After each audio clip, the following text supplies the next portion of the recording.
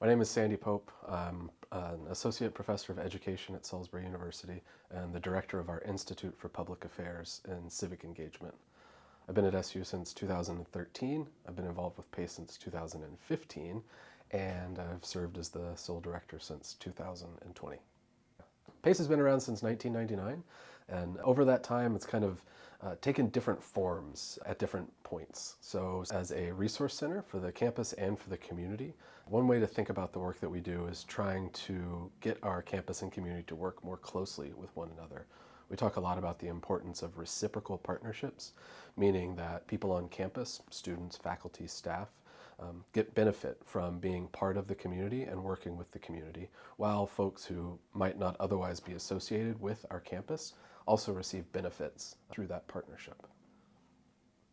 PACE has a lot of programs and projects, everything from voter registration and election-related events to full-on coursework and programs that students can complete. But probably the most exciting one that we have scheduled at this point in time is a new study that's going to be kicking off in August of 2023, lasting through May of 2024. This is going to be an ongoing lecture series. We're calling it Global Issues, Local Solutions.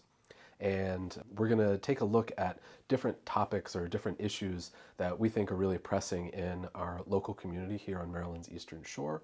We'll put those in the context of similar global issues, specifically through the United Nations Sustainable Development Goals.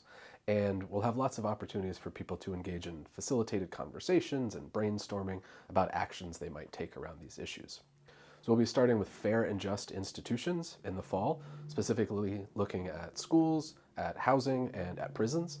And then in the spring, we're going to be thinking about clean energy and clean water, specifically solar power, offshore wind, and the need to have sustainable sewage infrastructure as we continue to develop here on the Eastern Shore.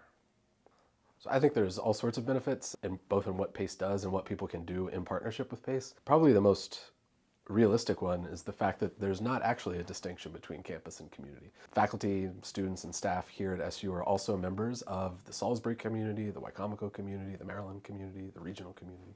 Likewise, the institution itself is an important part of our region, and there should be connections that we see play out all the time. But people who work with us, they really have the opportunity to enhance those connections and ideally bring some of the resources of Salisbury University, whether those are kind of human resources in terms of hours of volunteering or kind of like intellectual resources and abilities to engage in data collection or problem solving. But we'd like to bring those resources to bear on issues that are immediately facing us here on the Eastern Shore. So the easiest way to get involved with PACE is to show up to one of our mini events. You can find all of those listed on our website. You can also easily find contact information if there are events or programs that you'd like to know more about before committing to them, or, as I said, if there's things that you don't see that you think should be listed. You can also always find us in the PACE House, 1212 Camden Avenue. We got free parking.